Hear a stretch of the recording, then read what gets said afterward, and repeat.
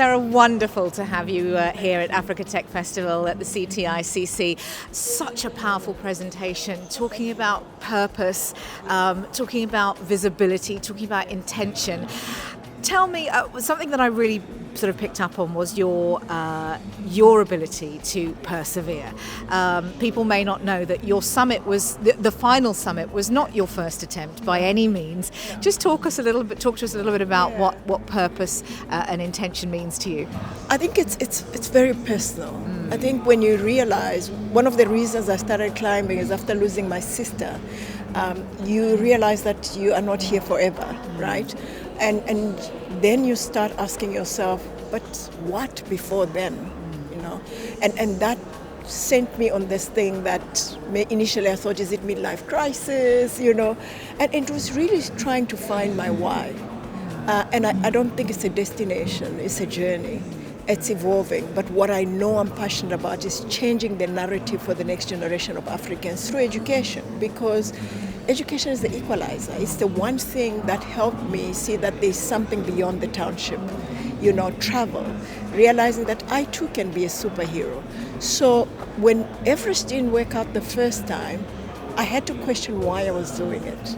And it became more than just climbing a mountain for a selfie. Since we last spoke, I've started or founded an NGO called Summits with a Purpose. Why climb and take a selfie when you can climb and make a difference?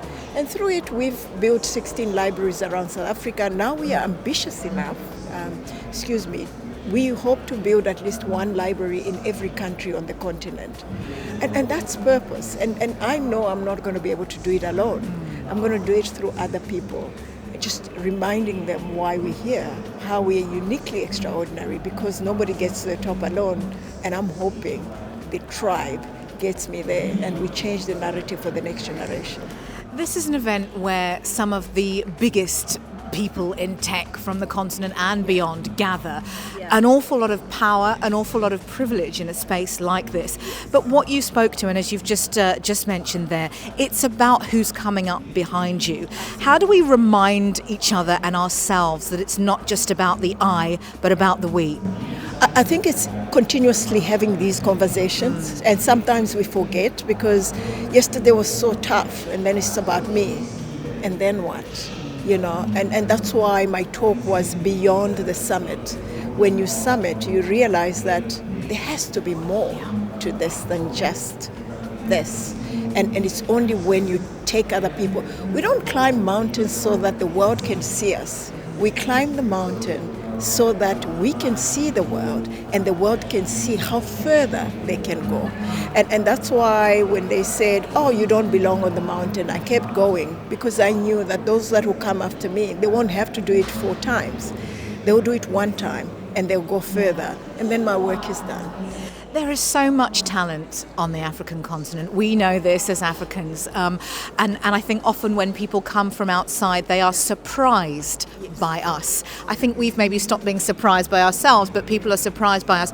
What would you like to see if we were back here in 5 years' time, 10 years' time, and the next generation coming up? What would you like to see them looking at and then hoping to achieve?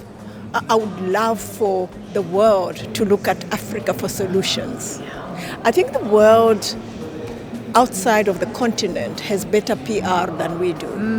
And we need to, I think marketers, the challenge is to them, you know, come on, showcase what we can do. Help us as we gather the confidence to show the world what we can put on the table. And in terms of the young people, we don't give them enough credit. We don't give them enough credit. And I feel like social media and really the digital world has given our kids the realization that they're no longer competing with the boy next door, the girl next door. They're competing with a child that's in the US, in Europe, out there. Let's give them that confidence. Because when we come, in future, I would love an African child to stand up and say, I did because you were there, because you showed me the way. You gave me permission not to be apologetic, to be an African, not to be a follower, but to be a leader that we are. Because the cradle of the humankind is in Africa. Why can't everything come from here?